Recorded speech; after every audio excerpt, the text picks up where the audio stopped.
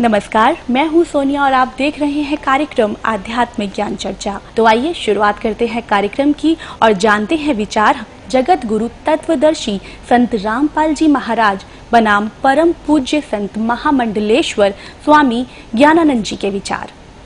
महाराज जी, आपका इष्ट देव कौन है? श्री राधे। हमारे इष्ट अखिल कोटि ब्रह्मांड नायक जगत गुरु भगवान श्री कृष्ण हैं। श्री कृष्ण भगवान पूर्ण अवतार हैं। कृष्णस्तु भगवान स्वयं। कृष्ण अपने आप में पूर्ण परमात्मा है, पूर्ण ब्रह्म है, स्वयं परमात्मा श्री कृष्ण हैं। महाराज जी, क्या श्री कृष्ण जी ही विष्णु भगवान का स्वरूप हैं? जहां तक बात है भगवान कृष्ण और विष्णु भगवान, विष्णु भगवान को जब हम नारायण के रूप में लेते हैं तो वहाँ भगवान कृष्ण नारायण के ही अवतार हैं। तो उस रूप में वहाँ एक रूपता है, वहाँ की भिन्नता कहीं भेद नहीं है। महाराज जी, ये भी आपसे जानना चाहेंगे कि समाधि अभ्यास यानी कि मेडिटेशन, राम, हरे कृष्ण, हरिओम आदि से मोक्ष संभव है या नहीं? परमात्मा का कोई भी नाम है, राम कहें, कृष्ण कहें, ओम कहें, कोई भी नाम है, वो निश्चित रूप से सक्षम है। नाम के माध्यम से समाधि और समाधि के माध्यम से मोक्ष। महाराज जी, आपसे जानना चाहते हैं कि क्या ब्रह्मा जी, विष्णु जी, महेश जी की जन्म और मृत्यु होती है? जन्म और मृत्यु शब्द तो नहीं लगा सकते उनके साथ, लेकिन ये निश्चित है कि कहीं न कहीं उनकी आयु सीमा है। जब हम त्रिदेव के रूप में उन्हें लेते हैं तो कहीं न कहीं एक आयु सीमा साथ साथ रहती है। ब्रह्मा जी भी हर सर्ग में, सृष्टि के हर उत्पत्ति में ब्रह्मा जी आते हैं, उत्पत्ति करते हैं, और हर प्रलय में फिर ये देव जो है ये इस विराट परमात्मा में लीन हो जाते हैं। तो इसलिए जन्म और मृत्यु शब्द नहीं, सर्ग और उसके पश्चात उस विराट परमात्मा में एक रूपता, लय होने की स्थिति, वो साथ साथ है। महाराज जी, हमने सुना है कि ब्रह्मा, विष्णु और महेश भी किसी और की साधना करते हैं। ब्रह्मा, विष्णु, महेश सृष्टि के उत्पत्ति करता या सीधे शब्द कहें कर्ता, भरता, हरता के रूप में वो हैं, और मूल क्योंकि परमात्मा है तो इसलिए ब्रह्मा, विष्णु और शिव भी उस भगवान की आराधना करते ही हैं। जी बिल्कुल। महाराज जी, आपसे यहाँ ये भी जानना चाहेंगे कि गीता जी का अध्याय 7 श्लोक 18 में गीता बोलने वाला भगवान अपनी साधना को अनुत्तम क्यों कह रहा है?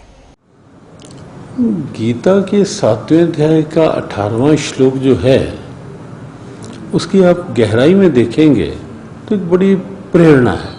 भगवान 18वें श्लोक में कहते हैं, उदारा सर्वे वेते ज्ञानी त्वात्मविमतम आस्थिता सायुक्तात्मा मामेव अनुत्तमाम गतिम। तो यहाँ जो श्लोक है, भगवान कहते हैं सभी भक्त मेरे उदार हैं, सभी भक्त अच्छे हैं। ज्ञानी भले ही एक रूप होने के कारण मेरी आत्मा है, मेरे से एक रूप है, लेकिन आगे जो कहा आस्थिता साही युक्तात्मा मामेव अनुत्तमाम गतिम, यहाँ जो अनुत्तमाम गतिम है, क्योंकि ज्ञानी परमात्मा से एक रूप हो जाता है, जो तू है सो मैं हूं।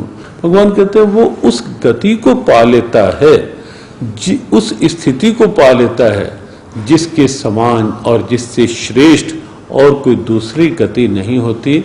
यहाँ जो अनुत्तमाम गतिम शब्द है, अनुत्तम की साधना की बात है, वो उस अवस्था की बात है जो जीव का परमोच्च लक्ष्य है, सर्वोच्च लक्ष्य है, जीव का परम प्राप्तव्य है, जिस प्राप्ति के पश्चात और कुछ पाना शेष नहीं रहता।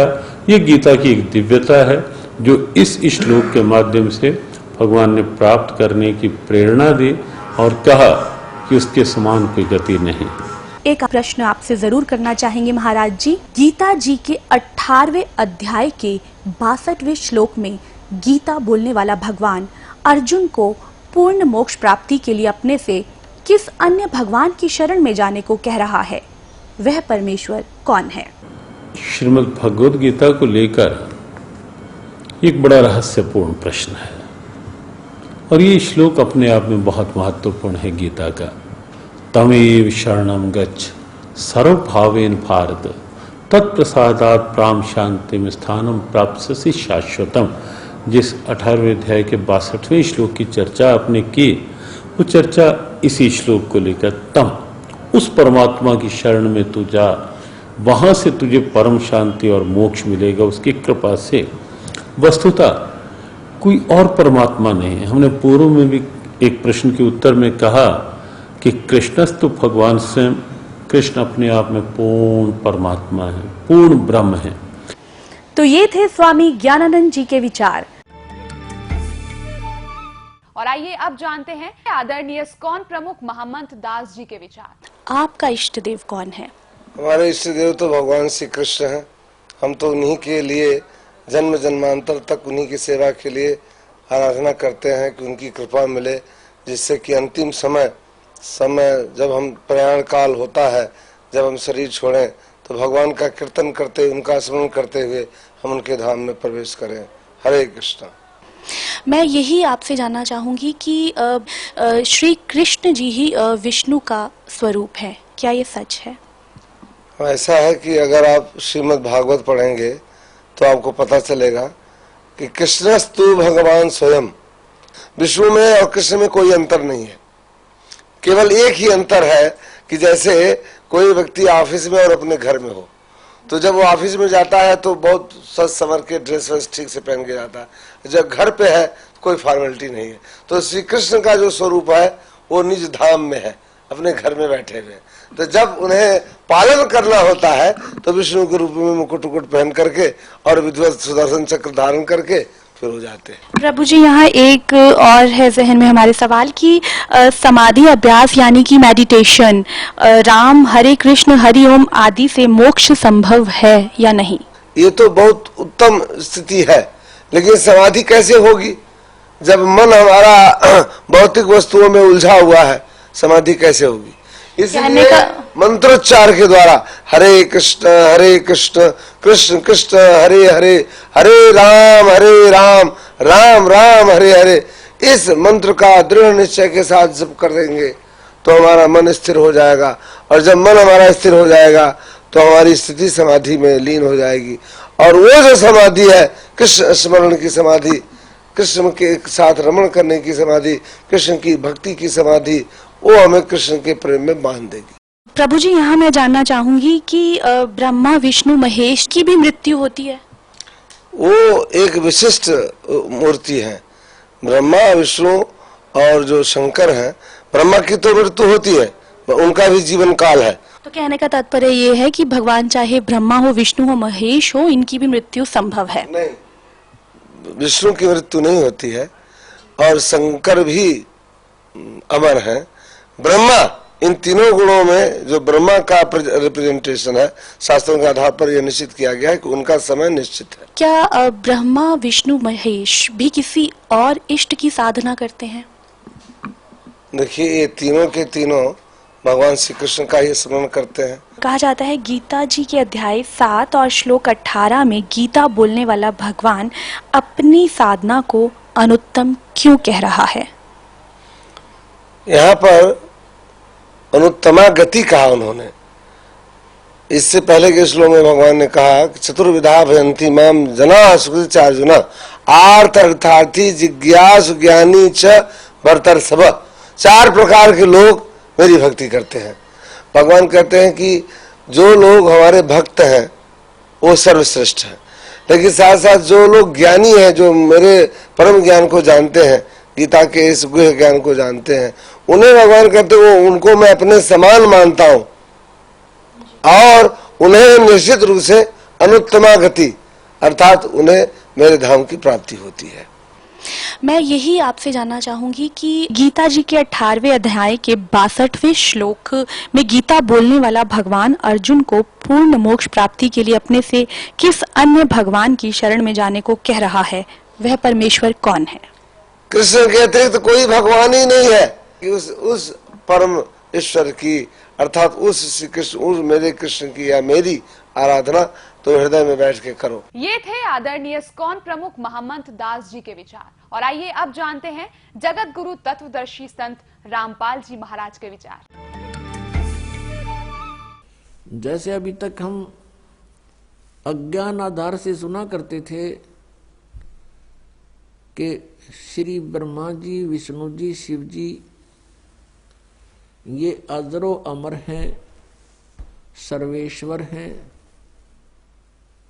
इनके कोई माता पिता अर्थात जनक नहीं है। ये अज्ञान था, सत्संग नहीं था।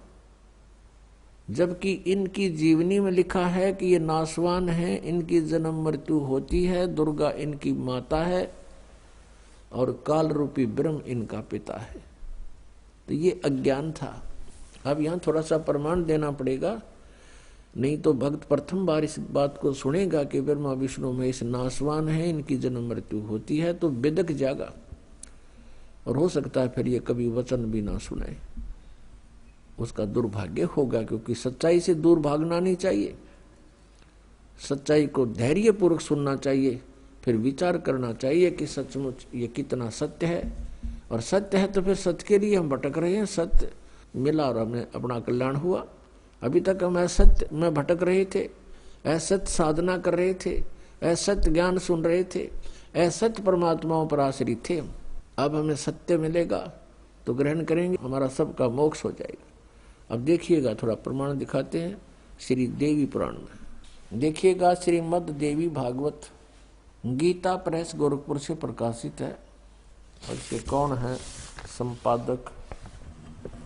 हनुमान प्रसाद पोदार चिमनलाल गोस्वामी। और ये गीता प्रेस गोरखपुर से प्रकाशित है, मुद्रित भी वहीं से है। गीता प्रेस प्रकाशक एवं मुद्रक हैं गीता प्रेस गोरखपुर, गोविंद भवन कार्यालय, कोलकाता का संस्थान। इसके 123 पृष्ठ को ही पढ़ेंगे, इसमें बहुत से संशय दूर हो जाएंगे। तीसरा स्कंध श्रीमद् देवी भागवत आप पढ़ रहे हैं, 123 पृष्ठ पर देखिएगा। तुम भगवान विष्णु जी अपनी माता दुर्गा के विषय में कह रहे हैं स्तुति करते हुए, तुम शुद्ध स्वरूपा हो, यह सारा संसार तुम से उद्भासित हो रहा है। मैं ब्रह्मा और शंकर हम सभी तुम्हारी कृपा से विद्यमान हैं। हमारा आविर्भाव माने जन्म और तिरोभाव माने मृत्यु हुआ करता है। हमारा जन्म और मृत्यु हुआ करता है। केवल तुम ही नित्य हो, जगत जननी हो, प्रकृति और सनातनी देवी हो। ओह, फिर यहाँ कहा है, ये स्पष्ट लिखा है आविर्भाव माने जन्म। भगवान विष्णु जी स्वीकार कर रहे हैं कि मैं ब्रह्मा और शंकर हम सभी का जन्म और मृत्यु हुआ करता है। केवल तुम ही नित्य हो, यानी अविनाशी हो, जगत जननी हो, प्रकृति और सनातनी देवी हो। ये भी याद रखना कि प्रकृति दुर्गा के लिए ही कहा जाता है। भगवान शंकर बोले, देवी यदि महाभाग विष्णु तुम्ही से प्रकट हुए हैं तो उनके बाद उत्पन्न होने वाले ब्रह्मा भी तुम्हारे बालक हुए। फिर मैं तमोगुणी लीला करने वाला शंकर क्या तुम्हारी संतान नहीं हुआ? अर्थात मुझे भी उत्पन्न करने वाली तुम ही हो शिवे। संपूर्ण संसार की सृष्टि करने में तुम बड़ी चतुर हो। इस संसार की सृष्टि, स्थिति और संहार में तुम्हारे गुण सदा समर्थ हैं। उन्हीं तीनों गुणों से उत्पन्न हम ब्रह्मा, विष्णु एवं शंकर नियमानुसार कार्य में तत्पर रहते हैं। पुण्यात्मा, इस श्रीमद् देवी भागवत यानी देवी पुराण ने चंद पंक्तियों में ये 5 कंसेप्ट क्लियर कर दिए। नंबर 1, ब्रह्मा विष्णु महेश नासवान है, इनकी जन्म मृत्यु होती है, ये इनकी जीवनी में लिखा है। और नंबर 2,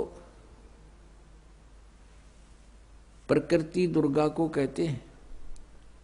नंबर 3, दुर्गा इन ब्रह्मा विष्णु महेश की माता है।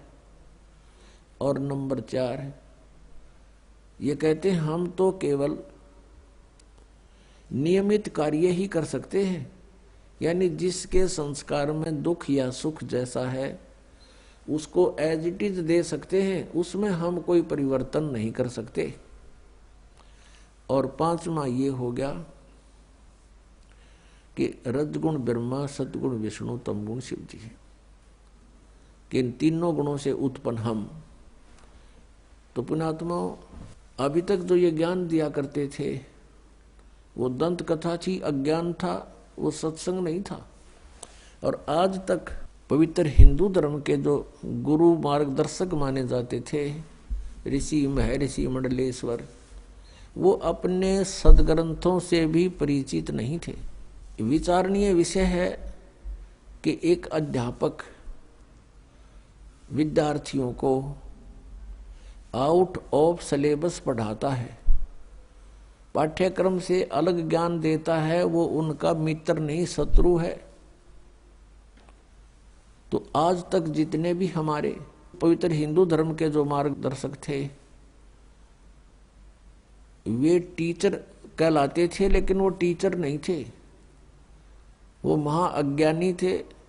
उन्होंने अपने सदग्रंथों को अर्थात पाठ्यक्रम की पुस्तकों को भी नहीं ढंग से पढ़ा, नहीं समझा, एक लोक वेद बना के पूरे मानव समाज को भ्रमित कर दिया। श्रीमद् भगवत गीता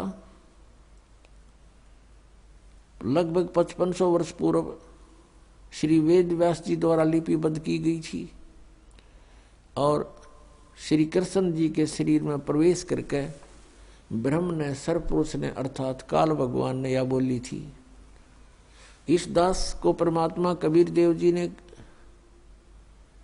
दिव्य दृष्टि दी, यानी ज्ञान दृष्टि दी। उसके बाद इसका यथार्थ अनुवाद हुआ। इससे पूर्व, इस दास से पूर्व जितने भी आज तक अनुवाद करता है गीता जी के, उन्होंने अर्थों के अनर्थ कर डाले।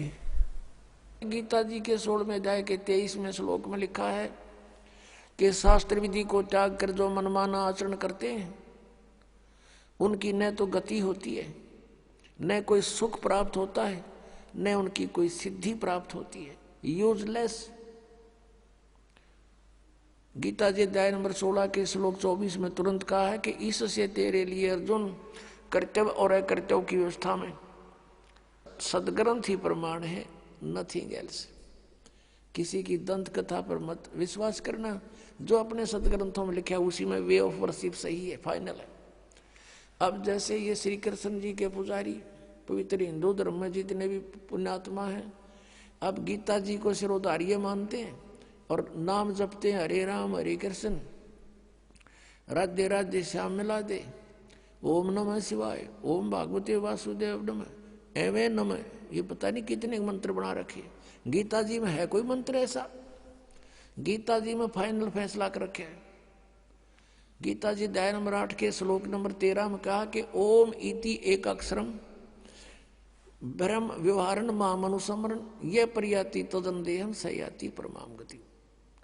मुझ ब्रह्म का, माम ब्रह्म, मुझ ब्रह्म का केवल ओम इति एक अक्षरम, ये ओम एक अक्षर है, नथिंग एल्स, और कुछ नहीं। उच्चारण करके सिमरण करता हुआ जो अंतिम श्वास तक, शरीर छोड़ने तक इसका सिमरण करता हुआ छोड़कर जाता है, यह प्रियाति तदन देहम सयाति परमाम गति, वो परम गति को प्राप्त होता है। ओम से मिलने वाली परम गति, ओम से मिलने वाली श्रेष्ठ गति कौन सी है? ब्रह्म लोक प्राप्ति, क्योंकि ओम ब्रह्म का मंत्र है। गीता जी अध्याय नंबर 7 के श्लोक नंबर 18 में गीता ज्ञानदाता ब्रह्म श्री कृष्ण जी में बोल रहा है। वो कह रहा है कि मेरी गति में ये उदार आत्मा है तो अच्छी, लेकिन ये मेरे वाली घटिया गति में ही आश्रित रहे।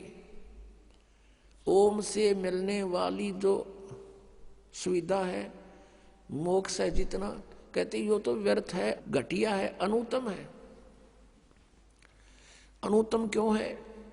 क्योंकि गीता ज्ञानदाता स्वयं कह रहा है 4 अध्याय के 5वें और 9वें श्लोक में, 2 अध्याय के 12वें श्लोक में, 10वें अध्याय के 2 श्लोक में, अर्जुन तेरे और मेरे बहुत जन्म हो चुके हैं, तू नहीं जानता मैं जानता हूं।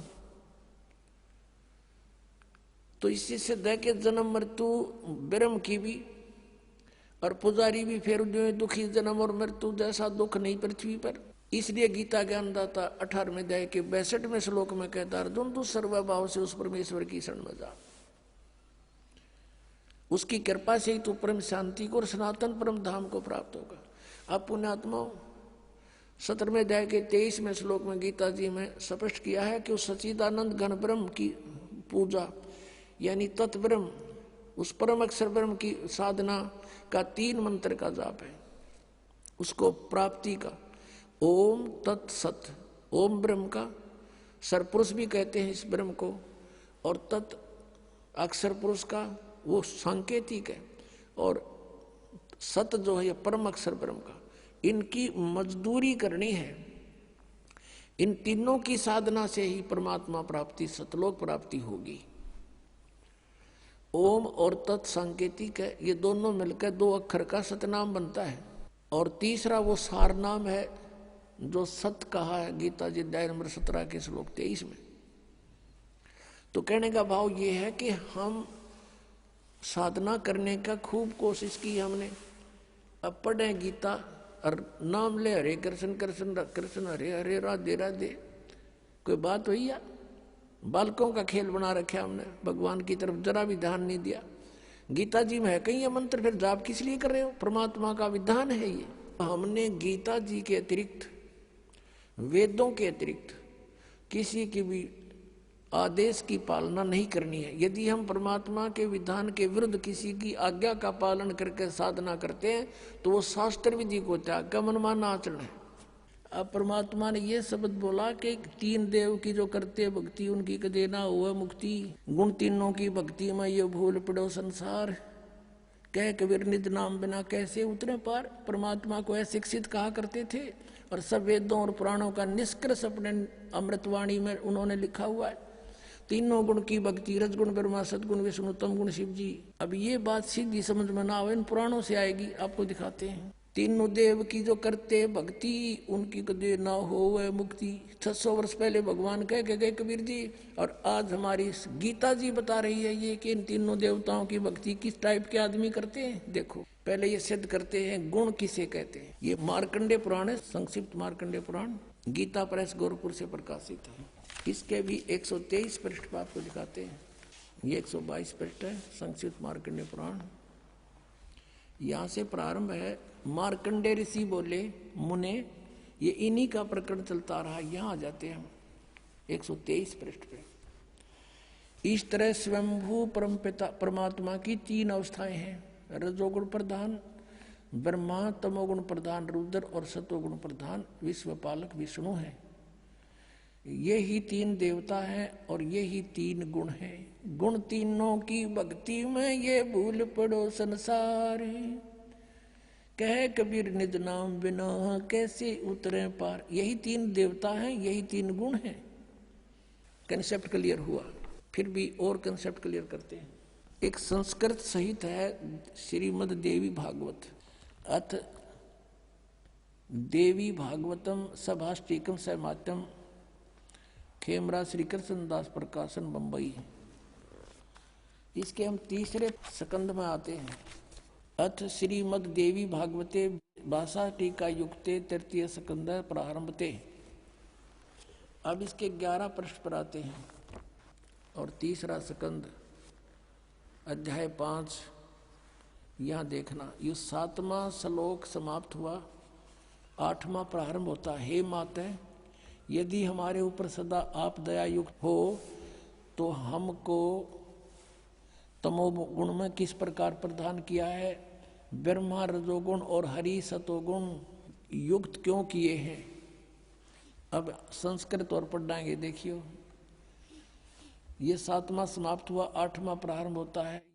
यदि दया धर्मना न सदा अंबिके, यदि आप दयालु हमारे ऊपर है दुर्गा है अंबिके, कथम अहम विहित है। शंकर जी कह रहे हैं कि कथम अहम विहित है, किस प्रकार मैं बना दिया, तमोगुण है। और कमल जय, कमल से उत्पन्न होने वाले ब्रह्मा को रजगुण संभव, सुवित किमु सतोगुण हरि और विष्णु जी को आपने सतोगुण क्यों बढ़ा दिया। इति सिद्धम रजगुण ब्रह्मा सतगुण विष्णु तमगुण शिव जी। अपनात्मो श्रीमद् भगवद गीता में आपको दिखाते हैं कि इन तीनों गुणों त्रिगुणमयी माया रजगुण ब्रह्मा सतगुण विष्णु तमगुण शिव जी की जो पूजा करते हैं उनको क्या उपमा दे रखी है इस पवित्र ग्रंथ में। देखिएगा, श्रीमद् भगवद गीता, गीता प्रेस गोरखपुर से प्रकाशित है। जयदयाल गोविंद का इसके अनुवादक है। अब ये 7वां अध्याय है। इसमें गीता ज्ञानदाता कहता है कि पार्थ, अनन्य प्रेम से मुझ में आसक्तित मेरे प्राण होकर योग में लगा हुआ जिस प्रकार से संपूर्ण विभूति बल ऐश्वर्य युक्त गुणों युक्त सबके आत्म रूप समग्र यानी पूर्ण रूप से मुझको संशय रहित जानेगा, उसको सुन। इतने सा ज्ञान सुना दूंगा जो तू मुझे अच्छी तरह समझ जा, मैं क्या हूँ, मेरी क्या स्थिति है। अब दूसरे में क्या कहता है कि मैं तेरे लिए इस विज्ञान से तत्व ज्ञान को पूर्णतः कहूंगा, जिसको यू तत्व ज्ञान नहीं है, इस ज्ञान को सीधा जानकर संसार में फिर कुछ भी जानने योग्य शेष नहीं रह जाता। फिर देखो इसमें कहा है कि हजारों मनुष्यों में कोई एक मेरी प्राप्ति के लिए यत्न करता है, नहीं तो अन्य देवताओं की पूजा करते रहते हैं। यत्न करने वाले योगियों में भी कोई एक मुझको तत्व से यथा रूप से जानता है, यानी एकादश जानता मुझको। और फिर देखो ये दोनों प्रकृति बताई है इसमें 7वें अध्याय के 4-5 में। पृथ्वी जल अग्नि वायु आकाश मन बुद्धि और अहंकार भी इस प्रकार ये 8 प्रकार से विभाजित ये मेरी प्रकृति है, ये जड़ प्रकृति है। और ये 8 भेद वाली तो अपरा अर्थात जो जड़ प्रकृति ऊपर वाली जड़ प्रकृति है। और हे महाबाहो, इससे दूसरी जिससे ये संपूर्ण जगत धारण किया जाता है वह जीव रूपा वह है मेरी चेतन प्रकृति जान, ये दुर्गा है दुर्गा। तो अब ये कंसेप्ट हो गया क्लियर के प्रकृति दुर्गा को कहते हैं। शिव पुराण ने भी और विष्णु पुराण ने कति क्लियर कर दिया। अब यहाँ प्रसंग चल रहा है कि तीनों गुण। अब ये काल कहता गीता ज्ञानदाता कि ऐसा ज्ञान सुना दूंगा, इसके जानने के बाद फिर कुछ भी जानना शेष नहीं रहेगा। अब देखो क्या बताना चाहता है वो। श्रीमद् भगवद गीता, गीता प्रेस गोरखपुर से प्रकाशित है। जयदयाल गोविंद का इसके अनुवादक है। अब हम इसी के 12वें श्लोक से शुरू करेंगे, 7वें अध्याय के 12वें श्लोक से। अब यहाँ कहता है ये गीता ज्ञानदाता, और भी जो सतगुण से उत्पन्न होने वाले भाव हैं, सतगुण से सतीथि, रजगुण से उत्पत्ति, तमोगुण से संहार, तो सतगुण से होने वाले भाव हैं। और जो रजोगुण तथा तमोगुण से होने वाले भाव हैं, उन सब को तो मुझसे ही होने वाले हैं ऐसा जान, परंतु वास्तव में उनमें ये मैं और वे मुझ में नहीं है। अब इसने स्पष्ट किया है, जैसे आपने श्री शिव पुराण में पढ़ा 9वें अध्याय के लास्ट में 110 पृष्ठ पर गीता प्रेस गोरखपुर से प्रकाशित में, कि इस प्रकार तीनों देवताओं में गुण है परंतु शिव गुणातीत माना गया। ये काल कह रहा है, गीता बोल रहा है वो कि मैं उनमें नहीं हूं और ये तीनों देवताओं में गुण है। अब देखो 13वें में गुणों के कार्य रूप सात्विक राजस और तामस, इन 3 प्रकार के भावों से ये सारा संसार प्राणी समुदाय मोहित हो रहा है। इन तीनों गुणों से परे यानी ब्रह्मा विष्णु महेश से अलग जो मैं हूं काल ब्रह्म मुझ अविनाशी को नहीं जानता। इन तीनों देवताओं तो ऊपर मन नहीं, मुझे नहीं जानते, ये इन्हीं की पूजा करते रहते हैं। अब 14वें श्लोक में 7वें अध्याय के इसमें क्या कहा है, क्योंकि यह अलौकिक अर्थात अति अद्भुत त्रिगुणमयी मेरी माया रजगुण ब्रह्मा सतगुण विष्णु तमगुण शिव जी के द्वारा फैलाया गया जाल बड़ी दुस्तर है। ये माया बड़ी खतरनाक है। और जो पुरुष मुझको निरंतर भजते हैं, ये ब्रह्म कहता है जो मेरी भक्ति करते हैं वो माया का उल्लंघन कर जाते हैं, वो ब्रह्मा विष्णु महेश की पूजा नहीं करते, इनसे ऊपर उठ जाते हैं। और 15वें में कंसेप्ट क्लियर कर दिया, माया के द्वारा जिनका ज्ञान हरा जा चुका है, त्रिगुणमयी माया, रजगुण ब्रह्मा, सतगुण विष्णु, तमगुण शिव जी के द्वारा, उनकी भक्ति से ऊपर जो कुछ सुनने को तैयार नहीं, कुछ करने को तैयार नहीं, उनका उन्हीं से मिलने वाले लाभ पर आश्रित हो चुके हैं, उनका ज्ञान हरा जा चुका है। असुर स्वभाव को धारण किए हुए मनुष्यों में नीच और दूषित कर्म करने वाले मूढ़ लोग, मूर्ख, मुझको नहीं भजते। अपने आत्माओं, ये स्पष्ट कर दिया कि अन्य देवता रजगुण ब्रह्मा, सतगुण विष्णु, तमगुण शिव जी की जो भक्ति करते हैं वो राक्षस स्वभाव को धारण किए हुए मनुष्यों में नीच दूषित कर्म करने वाले मूर्ख। गीता ज्ञानदाता कहता है वो मेरी भक्ति भी ना करते, इन्हीं तक सीमित है। और देखो आगे इसमें 16 से लेकर 19 तक फिर इसने अपने विषय में बताया कि मेरी भक्ति 4 प्रकार के करते हैं। फिर 20 से फिर शुरू करता है इन्हीं देवताओं के बारे में। देखिएगा, ये वही गीता प्रेस गोरखपुर से प्रकाशित है, 7वां अध्याय। अब हमने 15 तक पढ़ लिए, अब 20 में आ गया। उन भोगों की कामना द्वारा जिनका ज्ञान हरा जा चुका है, जो 15वें श्लोक में गया 7वें अध्याय में, अपने स्वभाव से प्रेरित होकर उस नियम का धारण करके वो अन्य देवताओं को भजते अर्थात पूजते हैं। ब्रह्मा विष्णु महेश ये तीनों गुण अन्य देवताओं में आते हैं। अब यहाँ देखो 21वें का 7वें अध्याय का 21वां श्लोक। जो सकाम भक्त जिस देवता के स्वरूप को श्रद्धा से पूजना चाहता है, उस भगत की श्रद्धा को मैं उसी देवता के प्रति स्थिर करता हूँ।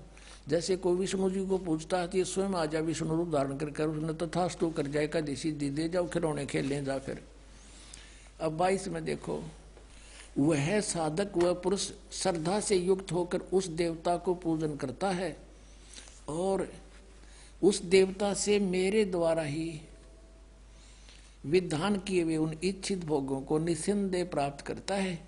कहता है उन जो अन्य देवता हैं ब्रह्मा विष्णु महेश, इनको मैंने एक एक विभाग दे रखा है, वो शक्ति मेरी तय काम कर रहे हैं। इसका अर्थ ये है, अब 23 में 7वें अध्याय के 23 में स्पष्ट कर दिया है। परंतु अब 7वें अध्याय का 23 में स्पष्ट कर दिया है, परंतु उन अल्प बुद्धि वालों का, अल्प बुद्धि माने मूर्खों मंद बुद्धि वालों का वह फल नाशवान है।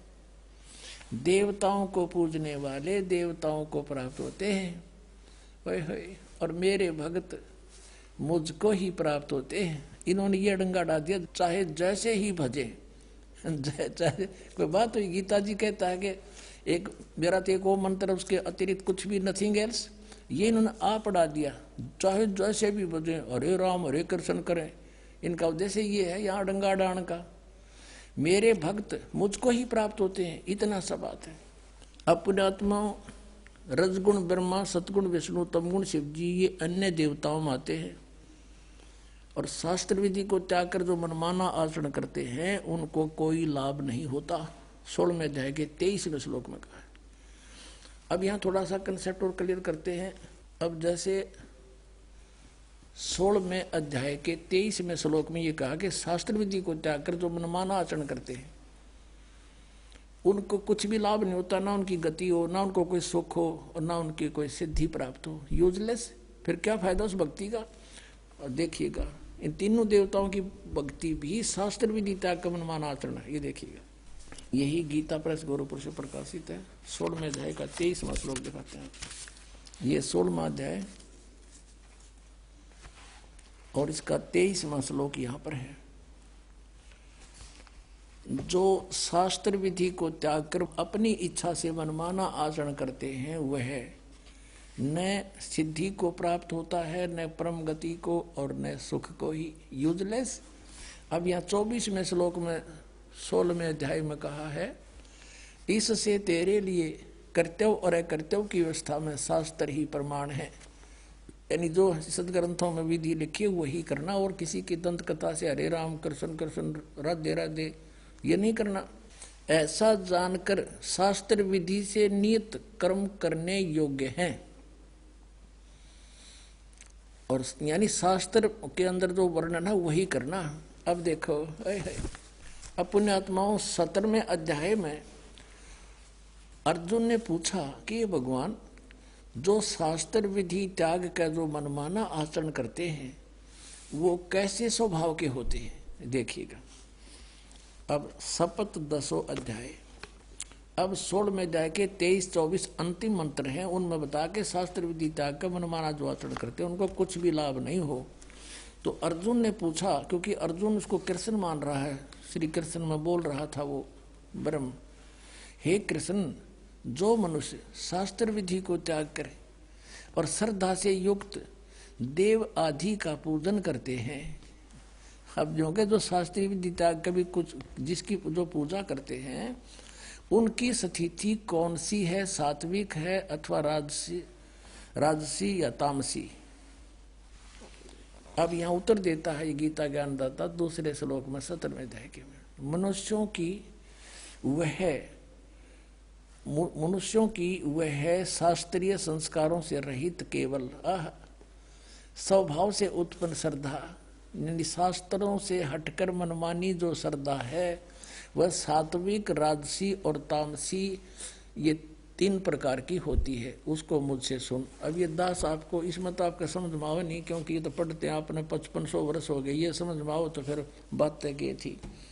अब दास बताओगा इसमें क्या है कि शास्त्र विधि त्याग का मनमान आचरण तो कंडम बता दिया, यूजलेस। फिर भी पूछा कि वो करे हैं, वो होश है किसी स्वभाव के जो देवताओं की पूजा करते हैं ना, शास्त्र विधि त्याग कर डोहे तो वो डरे हैं, लेकिन वो अच्छी आत्मा होती है जो देवताओं तक सीमित है और बकवाद नहीं करते। वो अन्य देवताओं की पूजा करते हैं, कोई विष्णु की, कोई शिव की, है इनकी ब्रह्मगते करते नहीं, या कोई और देवी देवी की, जैसे कोई तो कांगड़ा वाले की तो फलाने वाली की, कहते है तो यूजलेस, पर इनका स्वभाव है अच्छी आत्मा तो देवताओं की पूजा करते हैं। और जो दूसरे हैं वो जंतर मंत्र करने वाले, ये भूत प्रेत की झाड़े ढूढ़े लानी है, ये तामसी वृत्ति के लोग होते हैं। ये बकवादी भैरव भूत ने पूजे हैं, दारू पीऊँ और मांस खाऊँ का वो भैरव बोलूँ हूँ, जो बोतल चढ़ा दो, पीऊँ बोतल खाओ, मांस निकम्मे उन्होंने बर्बाद करे। कहने का भाव ये है कि हैं तो ये शास्त्र विधि त्याग का मनमान आचरण यूजलेस, पर इनका स्वभाव अलग अलग होता है, क्योंकि इनको ज्ञान नहीं होता, तत्वदर्शी संत नहीं मिलता, तब तक ये रास्ता बदल नहीं सकते। फिर बताया कि जो देवताओं की पूजा करते हैं शास्त्र विधि त्याग के, है तो यूजलेस, लेकिन वो सात्विक व्यक्ति के होते, अच्छी आत्मा होती है। और जब उनको जो है ज्ञान हो जाएगा तब वो अपना रास्ता चेंज कर सकते हैं, और जो तामसी व्यक्ति के हैं वो नहीं जल्दी से समझते। अब यहाँ गीता जी अध्याय नंबर 7 के श्लोक नंबर 12 से 15 में क्या कहा है, तीनों गुणों के पुजारी, अन्य देवता में आते तीनों गुण, रजगुण ब्रह्मा, सतगुण विष्णु, तम गुण शिव जी। राक्षस स्वभाव को धारण किए मनुष्यों में नीच दूषित कर्म करने वाले गीता ज्ञानदाता कहता मुझे भी ना बजते ये।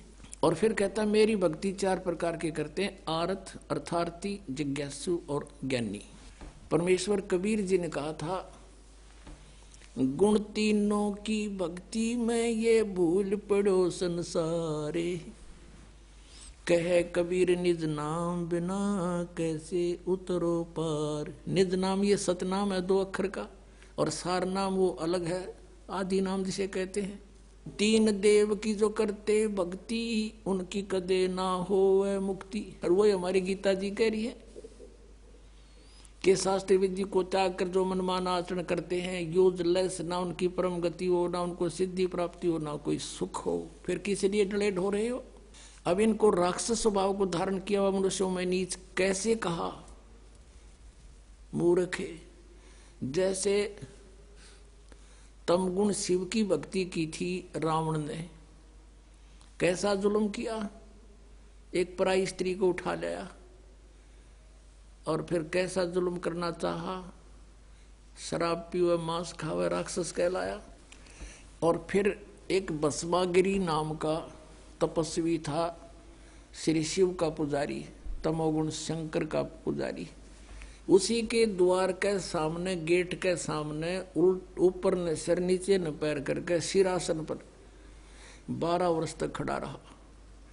और भगवान एक दिन पार्वती ने कहा कि हे भगवान, आप तो महेश्वर हो, आप क्या नहीं कर सकते, आपका बच्चा क्या मांगता है, इसको दे दो वरदान जो मांगता है। इस बात से भगवान शिव ने कहा कि बोल भाई क्या मांगता है बता दे। उसने भस्मागिरी ने कहा कि ऐसे नहीं भगवान, वचनबद्ध हो जाओ। भगवान शिव ने सोचा कि मांगेगा, एक सिद्धि मांग लेगा, दे दूंगा। कहा ठीक है तथास्तु, वचनबद्ध हो गया, खड़ा हो गया तुरंत और कहने लगा आप अपना ये भस्म कड़ा दे दो।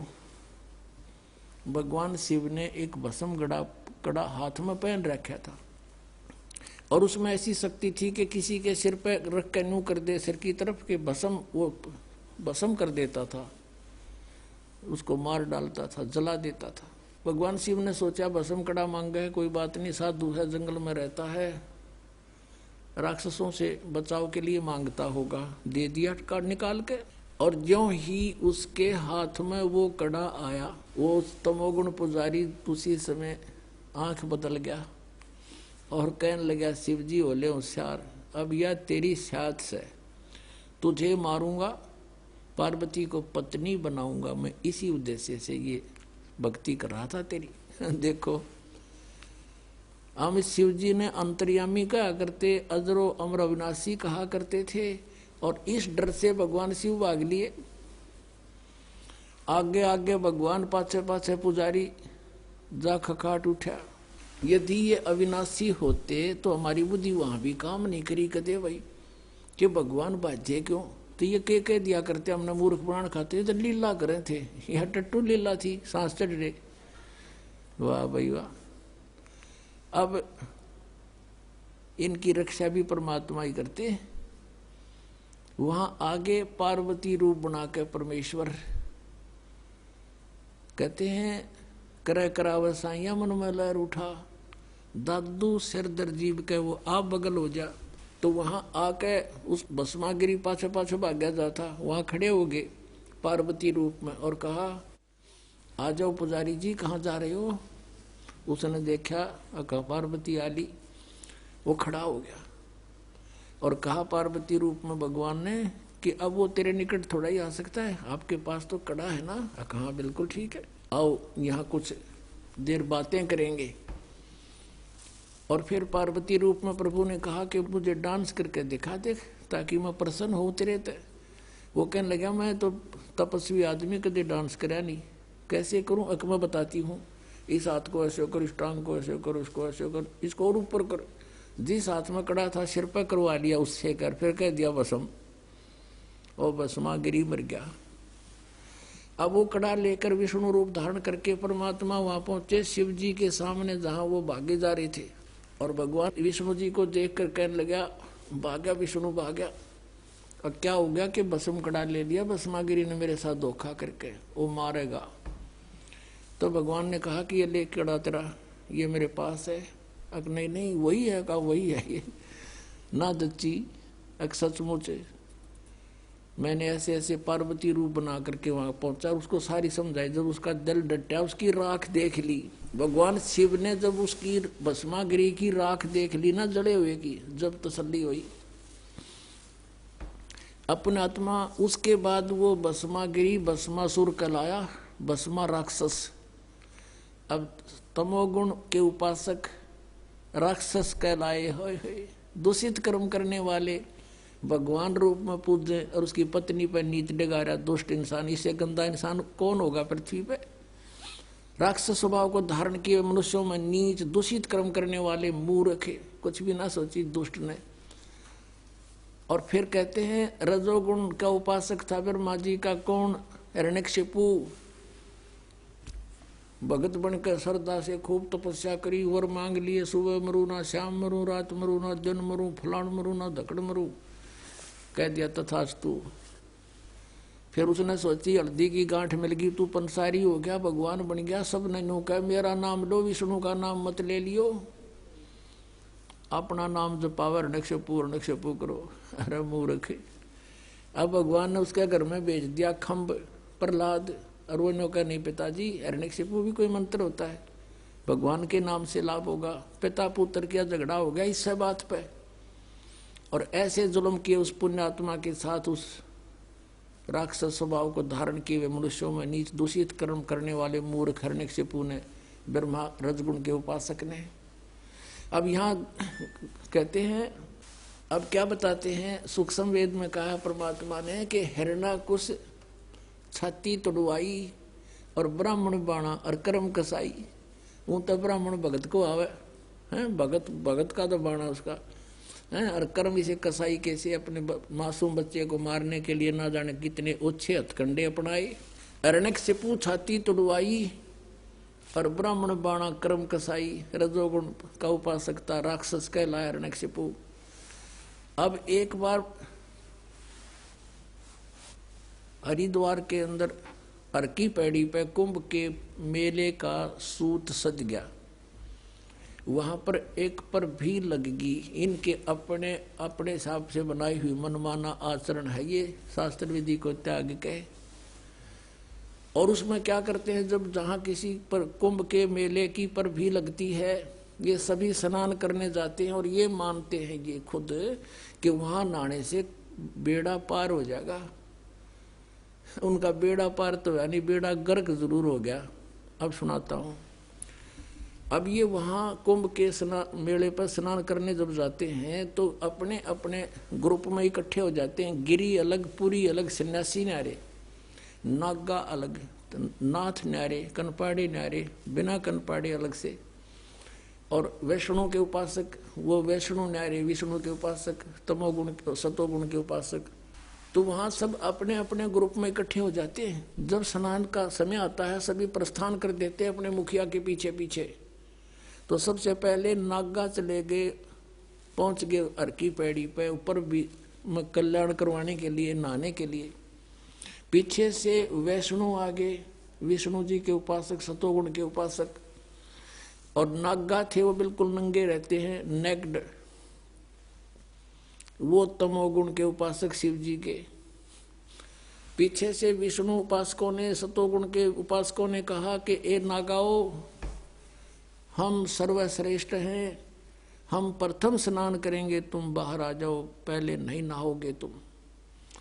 अब वो नागाओं ने कहा कि हम सर्वश्रेष्ठ हैं, हम त्यागी और वैरागी हैं, हम कोई कपड़ा भी नहीं रखते तन पर, हम सबसे प्रथम नहाएंगे, हम सर्वश्रेष्ठ हैं। वैष्णु साधु कहने लगे, शरण फड़ो, तुम टट्टी के हाथ भी ना धोते, पशु की तरह नंगे फिरो, तुम कहे कि श्रेष्ठ हो, बाहर मरो, हम नहाएंगे पहले। अब वहां बैठ गए तीनों गुण। अब उसी समय इनका जूत बाज गया, नाना भी भूल गए, भगवान भी भूल गए, हर की पैड़ी भी याद ना रही इनकर, पर भी भूल गए। 25,000 ये त्रिगुण उपासक, इन तीनों भगवानों के उपासक वह कटका मर गए, कत्लेआम कर दिया, गंगा का पानी लाल कर दिया, लाश बहती जाओ उनमें, और तेरा गजब हुई।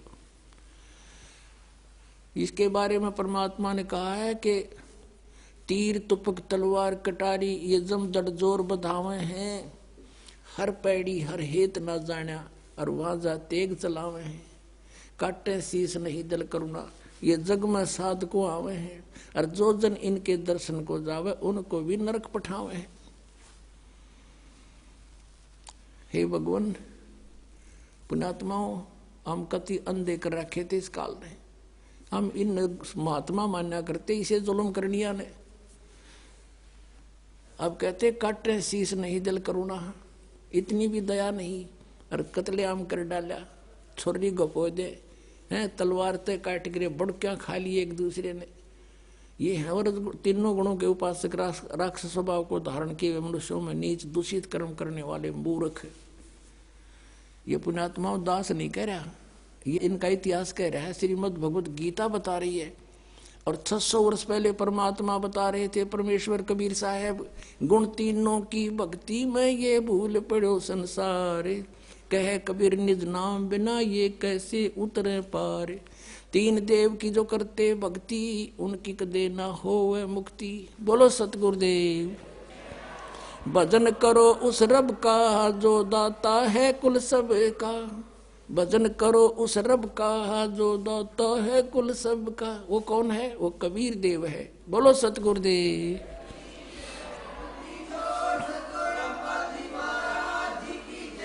सत साहिब